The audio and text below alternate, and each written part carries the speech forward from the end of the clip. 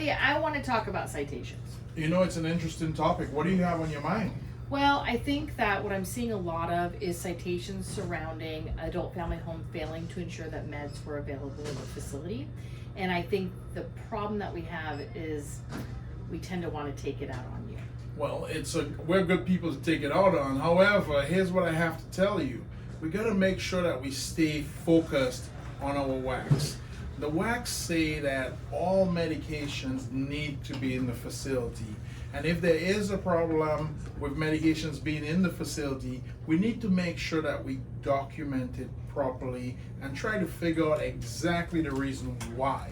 So it's not always possible to have every med, because let's say you have a product that's prior authorization, let's say you have a product that's out of stock, you need to make sure that that is properly noted. But if it's just a medication that was forgotten or a medication that wasn't ordered, we need to make sure that the caregivers are doing a good job at either reordering or when the pharmacy delivers, checking in those medications. So in your circumstance, we have to figure out exactly what the reason is, and we can rectify that immediately. So let's say that I have a client that went to the doctor, and on the after summary visit, it says increase furosemide to 80 milligrams a day. You know, that's a very popular one. The after visit summary, I tell a lot of people, keep in mind, it's a summary. It's not a signed order. Okay. So what we need to do is ensure that we get a signed order from the doctor. So in this case, we need to make sure that all those after visit summaries are faxed into the pharmacy. Not only that, if there's something on that after visit summary, we need to make sure that we fax the doctor, get the correct order for the adult family home, and then we can start the process of this. But keep in mind, an after visit summary, where a lot of hidden treasures lie, a lot of people take those after visit summaries and put them in the file and file them away, and they don't recognize that there's very pertinent information on those after visit summaries. So what's the easiest way then? So it's 8 o'clock at night. I see my after summary visit. It says increase the furosemide to 80 milligrams. I'm supposed to start that the next morning. So I'm going to do what? Well, keep in mind, just because you have the after visit summary, that's not an order. You need to make sure you have a signed physician order in order to do that. So the best practice would be to wait till you get the order from the physician, then you can start the medication. And a lot of times they will put notes on there, but we want to make sure we clarify this. You also want to know, for instance, in your case, how long should you increase it for? Should you increase it forever, or is it just like a 5-day increase? You want to also know if there's a quantity change on there, for instance, and for how long that quantity change is going to last. So again, keep in mind, your pharmacist is going to be a very relevant resource if you have an after visit summary. And you know what I see more on those after visit summaries? I see simple things like non-drug orders. Not necessarily changes in the orders, but non-drug orders. Like a vitamin C? Maybe a vitamin C, or drinking water, which is one that's popular that a lot of people miss. Keep this in mind. That after visit summary needs to go to the pharmacy so that we can verify those orders. Now, I have to also tell you, Elisa, sometimes these things don't get missed. What happens to them is that we have to take those after visit summaries and verify it with also their current prescriber, because keep in mind, this person went to the hospital. Okay. They came out with an after visit summary. It may not necessarily jive or go well with all the other medications that they take. Okay. So what you also want to do is check with the person's current prescriber to make sure that that after visit summary will not interfere with their current medications that they're taking. So sometimes I get doctors though that they'll just sign on the after summary visit and date it, and they'll say, I don't have time to send in a prescription because you have the pills, just double the pills and we should be good to go. Well, again, you know what? Keep this in mind. We have to realize that we have to work within the rules of Washington State. You have rules and we have rules. Everyone has rules. we have to make sure that we let the prescribers know that this patient is not just going to their home, that these pills are not just in bottles. We have to make them know that these pills are packaged properly. Your client is in a facility, and here's the requirement for your facility. Part of everything that you do is that you have to realize that you are the last security guard for your facility. Your facility has rules, and we need to make sure that everybody who interacts with that facility follows your rules. So then I have families that are like, I'm not paying $5 for a Tylenol copay. And as a home, we're thinking, well, then now do I need to pay the $5? Because I don't really want to pay your $5 either. That's true. So, kind of, what's our best take on that? Going back to the doctor saying, hey, I have a family that does not want to pay. Can you DC that Tylenol? Or what are our different options? Well, here's the thing. I'm going to tell you, we always do our very best to make sure we get medications covered with whatever the insurance the client has. However, you always run into a situation where there's something out there that's not paid for. First of all, we want to really make an educated decision on this, simply because it's the client's health that we're dealing with. So we want to make sure that this is really not about payment. But if the family doesn't want to afford it, one of the best things that we can do is that we can involve an ombudsman. And if that cannot be sorted out that way, my opinion of the whole thing is that if there's a prescription, it's probably not important or significant to the client's condition, then let's get it discontinued if the client doesn't need it. But we still have to exercise all options. There's not very many options when it comes to payment, simply because the pharmacy cannot send out medications at no charge. So that's not an option. But what we need to do is understand that we need to look at the client's medical condition and make the best decision for that client. So are you allowed to DC the medication? We can contact the prescriber and discontinue that medication for them. But again, keep in mind, making the best decision for each circumstance for that client. If it was just something simple as a multivitamin, maybe it's something that's non-essential for the client, it's a very easy decision to make. However, if it is something that's life-threatening or something that the client does need, I would say we need to spend more time on that and really get some people involved to make an educated decision.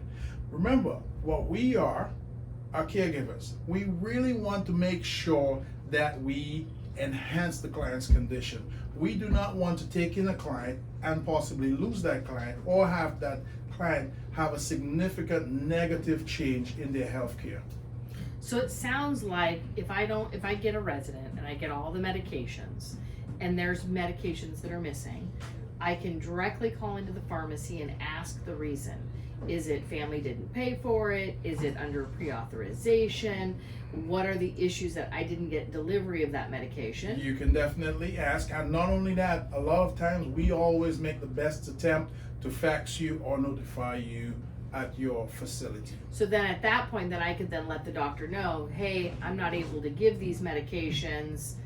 Is there any issue or ramification because of that? What do you want to do? That is right? correct. Because if they're not getting their injection or something, I don't want to be the one making that decision that this is a bad thing. You know, as we change in this world a little bit, the insurances are getting a little bit tighter on exactly what they'll cover.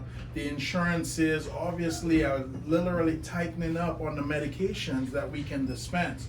So what we want to make sure is that you have the right coverage for yourself as well. There's no need to get the cheapest coverage if you know you're on 20 medications. You should, as a client or as a POA, look for better coverage for that client. Keep in mind, again, it's the client's best health. So let's talk a moment about PRN medications. So I want to understand how PRNs work. So some pharmacies don't dispense PRNs at all. So if a new PRN order goes into the pharmacy, you are required to call that pharmacy and say, please dispense the order for the PRN medication. How does ReadyMeds work with regards to PRN meds? What are dispensed normally? When is it I can expect automatic delivery of a PRN? How does that work? Well, literally, keep in mind, your WAC requires you to have any medication that is on your MAR at your facility. So the way ReadyMeds work is anytime that there is a PRN and it's not on your MAR, it will automatically come out to your facility because that is a new medication. Okay. We cannot keep you without that medication. However, if there's a PRN and that client has already been on it, or if there's just a change of dose on the PRN, we will notify you at your facility of that particular change of dosing. That way you can make the adjustment. At that point, if you would like, you can also reorder that PRN. So PRNs really fall into the same category as new medications if they're new for that client. Okay, so just so that I'm clear here. So let's say that I have a PRN order on my MAR and it's Tylenol 500 milligrams 2 times daily PRN. But then I go to the doctor and the doctor's like, well, I want to increase it to 500 milligrams 2 tablets 3 times a day PRN. In that scenario, you would not send me an automatic refill on that because I already have That's the 500. correct. You already have it. What we would want you to do is to finish that amount. We would send you a copy of the updated order. Once you're finished with that, the new order would come out. So you're not saying finished with the old order. You're saying you have a package of 500 milligram tablets. That's correct. You can pull out 2 That's right. and give those to the resident You can. with the faxed order. That is So if correct. the licensor comes in and they see that your packaging says 1 tab 3 times daily, I have an order You that do. says 2 tabs 3 times tablets. daily. So now it's clear why I'm dispensing differently. Exactly. It's And the then same. on my MAR, what would I do? I would then cross off you would, the old you dose? would cross off the old dose and update it to the new dose. Now Okay. I will tell you, if there's a new order and your insurance will allow you to go ahead and order that medication, we can actually send it to you anyway, and you can discard the balance if you feel comfortable with that. So again, But how do I know that about a client? it's really a matter of checking in. Usually with the pharmacy will check in with you and say, hey, there's a change in dosage. Is this something that you can do, or should we supply the medication for you? As long as there's a change in dosage, and insurance should cover the new change in dosage without a problem. So now the last subject I want to talk is about readmissions. Yes. So readmissions, Mary goes to the hospital, and Mary was on 25 meds Mhm. before she went to the hospital.